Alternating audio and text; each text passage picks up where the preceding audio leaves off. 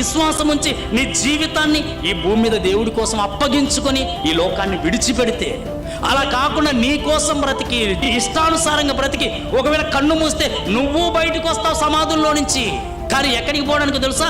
తీర్పు పునరుత్థానం అన్నాడు, నిత్యాగ్ని జ్వాలకి వెళ్ళిపోవడానికి.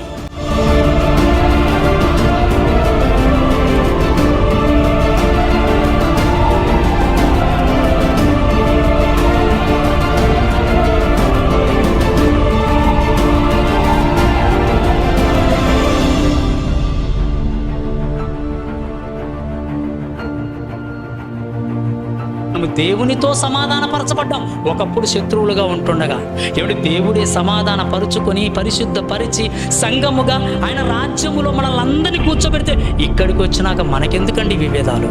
ఇక్కడికి వచ్చినాక మనకెందుకండి ఒకరి మీద ఒకరికి గొడవలు? ఇక్కడికి వచ్చినాక మనకెందుకండి ఒకరి మీద ఒకరికి సనుగుళ్ళు? వాటి వలన ఏం సాధిస్తామంటే ఏం సాధించమండి, పాతాళానికి పోవడం తప్ప. వద్దు ప్రియులారా, వాటన్నిటిని విడిచిపెడదాం, ప్రభు వైపు చూద్దాం.